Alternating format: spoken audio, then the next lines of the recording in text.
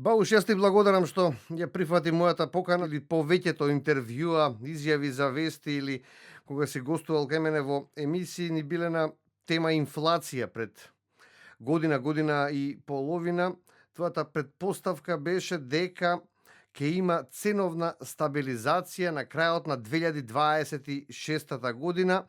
Тоа ми даде за право повторно да те повикам сега да едно кратко интервју, бидејќи ете на некој начин, барем статистички на хартија, се случува тоа што ти го предвиде. Имаме стабилизација на цените на производите кои што граѓаните редовно ги набавуваат, ги купуваат. Сега прашањето ми е дали и зошто граѓаните се уште не може да почувствуваат некаква стабилизација на инфлацијата.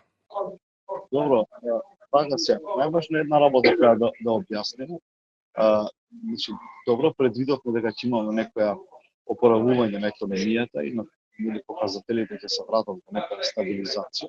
Но едно треба да објасниме дека намалената инфлација не значи дека ќе имаме и намалени цени, или тоа и теоретски и практички е докажано. Значи дека цените ќе растат, но ќе растат побавно, нема да бидат тие шокови кои ги има. Сега, ако во јули 2026 година имаме спуштање на инфлацијата на 2,3 за разлика од компарација од минатата година 3,4, значи тоа е позитивен сигнал дека нашата економија веќе ги дава првите резултати на опоравување. Значи за граѓанинот не може да слуша дека инфлацијата падне и сега тоа мора од маркетите да биде дека треба таму да го почувствуваат. Значи цените нема таму да се намалат, туку ќе имаме некој многу бавно покачување на цените, односно ќе имаме некоја ќе имаме едни цени ќе се покажат, но дека ќе има намалување на цените, тоа нема да се. Значи за да се види ова подобро треба да го видиме ние животниот стандард на граѓаните. Значи како платите на еден подолг период ќе почне да порасне, за да имаме некој ајде да речеме некој подобар животен стандард на граѓаните. За понатаму да се обновува таа изгубена куповна моќ која ние ја кажуваме кај граѓаните. Значи тука е тој проблем. Септември се смета за еден многу скап месец. Трошоци за почеток на училишна година. Домаќинствата имаат подготовка на зимници. Семејните буџети се истрошени од летните одмори. Што можеме сега да очекуваме во следниот месец? Дали не очекува нов ценовен шок? Така се, не би го употребил тој збор веќе ценовен шок, затоа што нели кај граѓаните веќе се дојма некоја лоша перцепција од тој збор.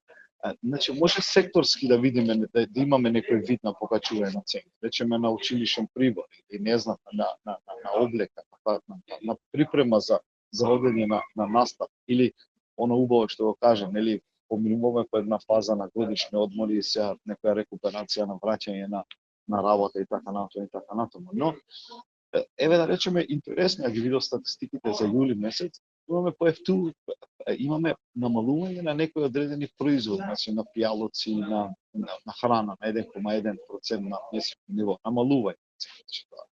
Ама од друга страна поскапел транспорт, од друга страна имаме малце поскапување на електрична енергија. Тоа е нормално, не е шокот на глобално ниво.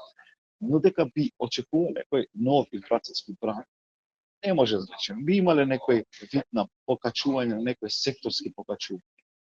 Те рековме, ги објасниле кои би биле тие, но не дека би имало некој поголем шок. Значи, но од друга страна, нели извештаите од Светската банка предупредуваат дека ние од друга страна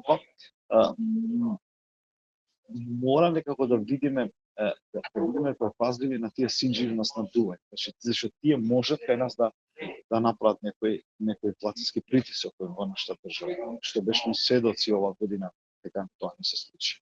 Дали сега можам да заклучам од овој твој одговор дека научивме да живееме во скапотија, научивме да живееме по многу повисоки цени од оние кои што реално можеме да си ги дозволиме?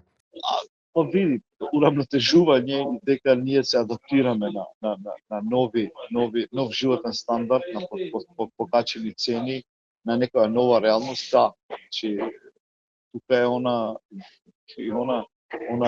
што човекот секогаш се се адаптира на новите правила, на новите процедури, на новите шокови што се случија, а не ни беа малце, особено овие последните 5-6 години. Во последниве 2 години има пораст на просечната плата за нешто помалку од 150 евра. Што мислите? Може ли да се направи некаква пресметка колку од овие пари, народски да се изразам, инфлацијата ги изеде?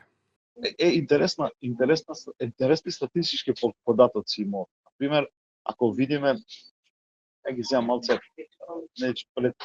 пред одење на годишни одмори некои статистики, просечната плата беше негде околу 50.000 ден, 49.500 таму некаде. Што е, ако ја споредиме со минатата година, со мај од минатата година, тоа е негде 8,2% повеќе. Значи, тие таму имаха 45.000, ако се сеќаваме, имавме вакви разговори, тоа 45.800. А тоа би било можеби од претходната година па 11% повеќе. Значи, ние имаме некој вид на покачување на таа просечна плата. Ако било пред 2 години 41.000, некаде се имаме негде 50 значи покачување на плата. Односно, статистички, кога ги гледавме податоците, тоа некаде околу 8.000-8.500 дена, или негде 130 до 150 евра покачување за наредните за последните 2 години, вклучувајќи и оваа трета година. Значи, ако ние ги споредуваме со инфлацијата од 2025, 2024, 2025 и така натаму, до 2026, кумулативно имаме исто така покачување на инфлацијата 8,3, значи кумулативно. Значи, што значи дека имаше некој податок, некој од колегите направи, дека до негде 3.400 денари од номиналното зголемување на платите биле потребни да се компензира растот на цена.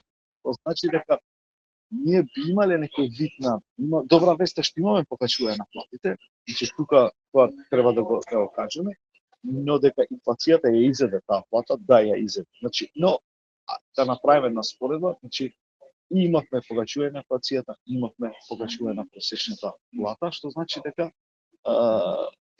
тука негде бевме, негде околу 10% имавме раст на таа просечна плата. Но како и да е, друго е, проблемот е на друга страна. Значи, просекот не го чувствува ци. Значи, тука мора да објасним. Значи, имаме луѓе кои, има луѓе кои живеат од минимална плата, затоа тука некогаш и ние не се подразбираме.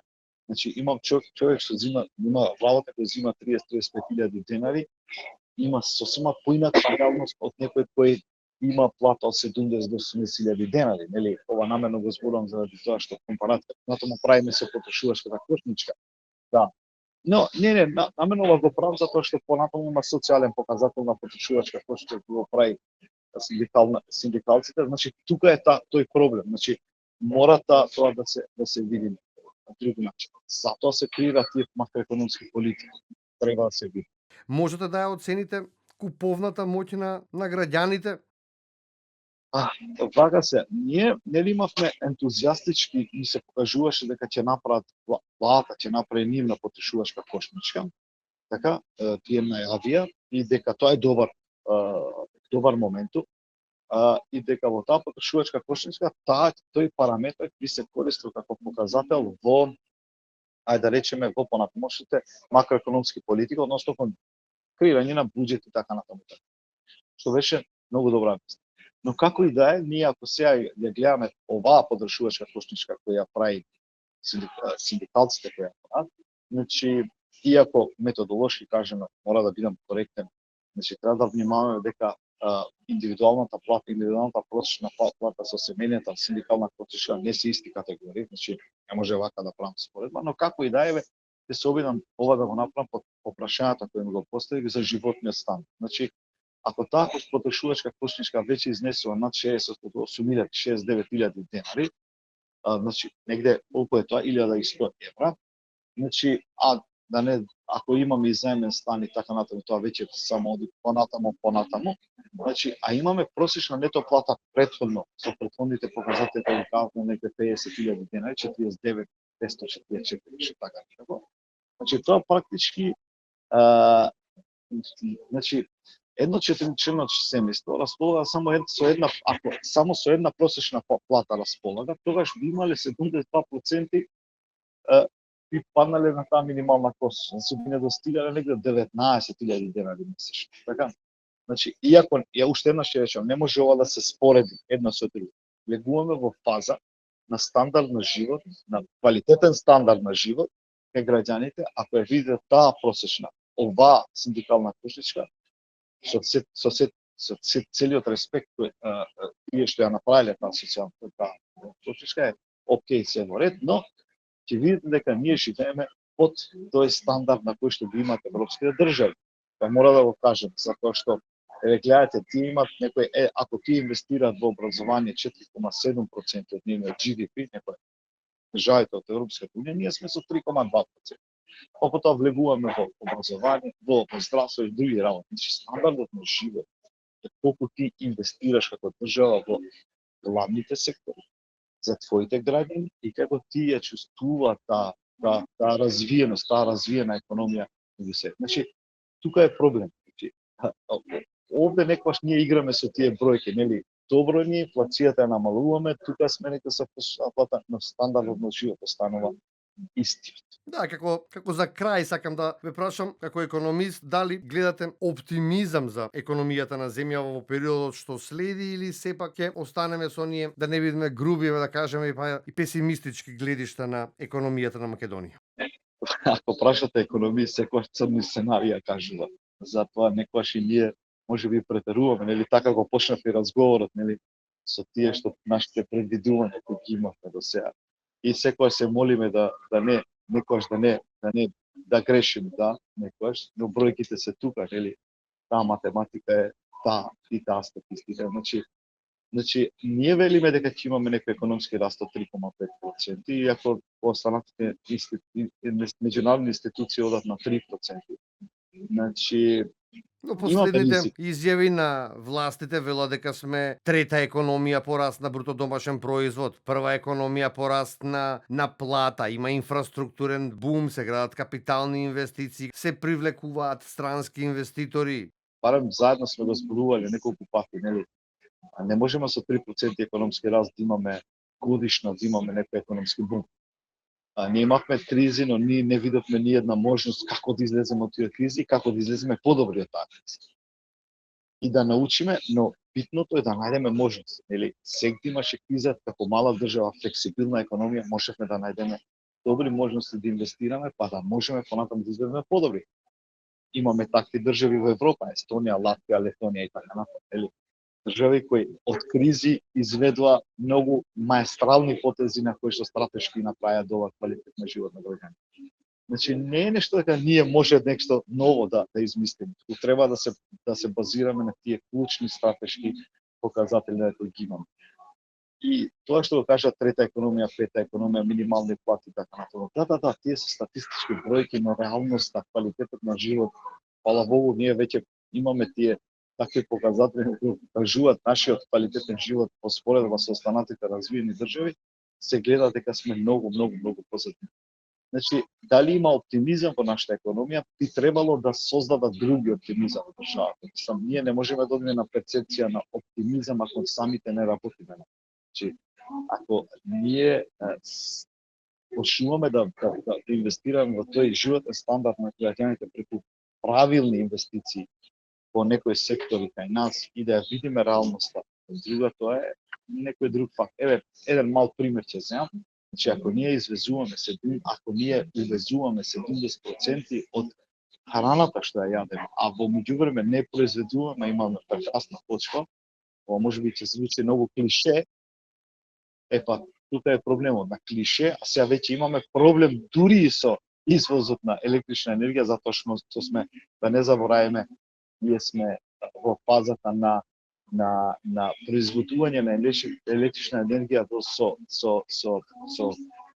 како го викат на CO2 emission Европската унија и нас нонстоп тоа не казнува, не можеме да продадеме заради ова. И ќе видите дека колку ние стратешки грешиме некогаш и никако не ги читаме глобалните збидби. тоа мора малце да бидеме предпазливи. Тука ќе ти се заблагодарам на времето и на можноста да бидеш дел од ова интервју на телевизија 24 и да го кажеш своето мислење, своите ставови. Со тебе задоволство е секогаш, да.